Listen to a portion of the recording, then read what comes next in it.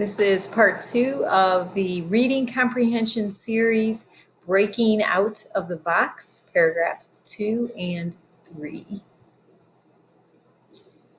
In part 1, you read the expository article. You did a cold read of Breaking Out of the Box. And then we also read paragraph 1 and we did a summary and we determined what the main idea was of paragraph 1. So paragraph 1, just a quick review. We talked about the summary was that containers have a rough life traveling over the world in trains, planes, and ships. And they're used about 5 to 10 years. They usually end up in landfills. And then, however, they're being repurposed by artists and entrepreneurs because they're cheap and durable. And we decided that that was the main idea of the paragraph. And we're going to infer that probably that's the main idea of the entire article. So now we're ready to read paragraph 2. So we're going to read paragraph 2. We're doing a close read because we already did the cold read of the whole article. One trend that has gained popularity is creating houses from retired shipping containers. The containers already have the basic elements we think of when we imagine shelter: 4 walls, a ceiling, a floor, and a door.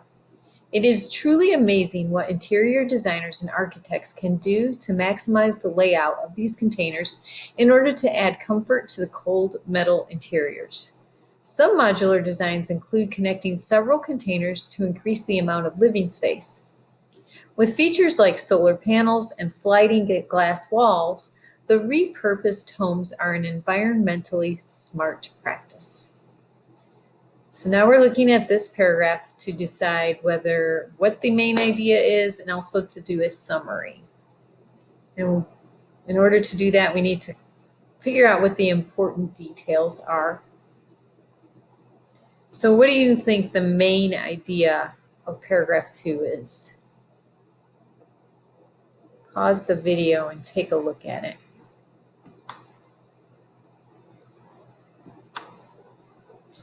If you chose the first sentence, that shipping containers are being made into houses, then you probably are correct. And then the supporting details, the reason they're turned into houses is because they have the basic elements of shelter.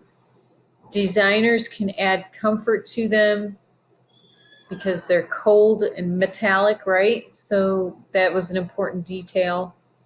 We can make them larger by putting more than one together, connecting them. And then they can add features to make them environmentally sound, which I think means that they are good for the ecology. So you could use callouts like these if you have an electronic text.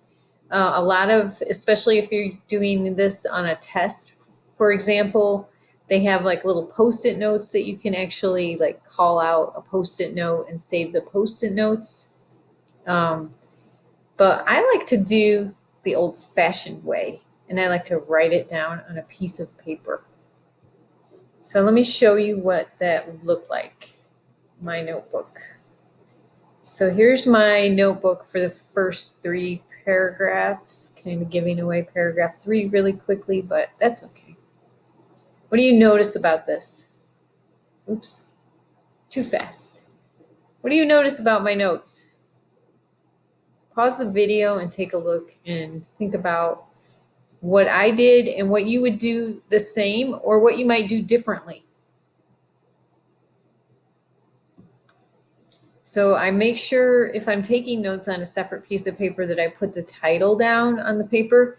And mostly I do that just to keep myself straight. So especially if I'm in like a testing situation, I'm going to write the title down for each thing that I'm taking notes on, just so I can keep those things straight, right? And then I wrote the inference up here. So breaking out of the box, and then I said reusing rail cars. So that, and I put a question mark. So one thing that you have to remember, this annotation and these notes are for you. So use abbreviations that you're familiar with. You don't have to rewrite the whole paragraph. You don't have to use complete sentences. You do need to keep yourself kind of straight, keep yourself a little organized. Make sure you put the title on every page. Write your paragraph numbers off to the side. Paragraph 1, notice I said paragraph 1, and then I said take rough trips, use 5 to 10 years, end up in landfill, and then look at this, I put a little star here. That means main idea. And I wrote main idea over here mostly for you as my audience, but if I were taking these notes just for myself, I probably would have just starred this and underlined it and went on with my life. So you have to take these notes for you. Make abbreviations that make sense to you, but make sure that they're organized and in order, because that is one of the things that you're actually tested on too, is if you can recall things in the logical order that it was told to you. So let's do paragraph 3. I gave you a little preview. Maybe you're too fast of a reader and you know everything about paragraph 3, but let's read it closely together anyway. Like building blocks, shipping containers can be safely stacked to create multi-level structures. By cutting out hallways and creatively stacking the containers, engineers are maximizing the use of the boxes. Offices and even hotels are being built from these recycled containers. Urban areas and colleges that struggle to provide affordable housing have also begun to explore building container housing and workspaces. In London, a container city was created in 2001 in just 5 months, using more than 80% recycled materials from shipping containers. It was so successful that the following year, the City of London created another multi-purpose structure that was 5 stories high.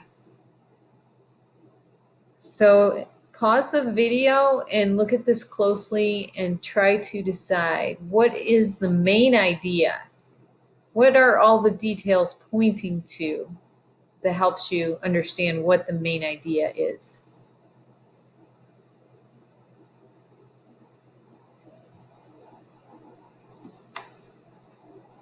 So I'm going to summarize it first really quickly. So I know that the summary is stacking containers makes multiple stories. They can make offices, hotels, cities. Cities and colleges use them to provide affordable housing. I think that means inexpensive, cheap housing. London made a city out of containers using 80% recycled boxes. And then they also built one 5 levels high the next year. So that last sentence kind of points me towards the main idea, right? What is the main idea?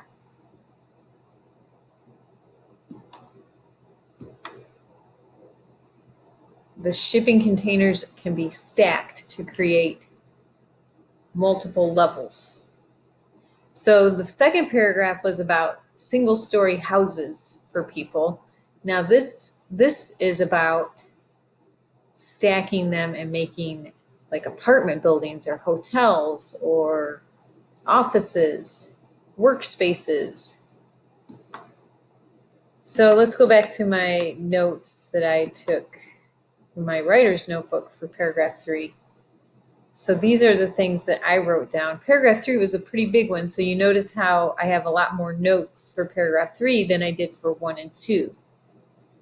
And there's a lot of supporting details in paragraph 3, and because I didn't read the ending, I don't know what the questions are at the end. I wrote probably more than I needed to, and that's something that, you know, you gotta be careful not to write too much in your annotation because you have limited time, right? So you don't want to rewrite the whole paragraph. You want to find that balance where you're picking out the ideas and you're writing things down that remind you where the ideas are. You don't have to rewrite the whole thing.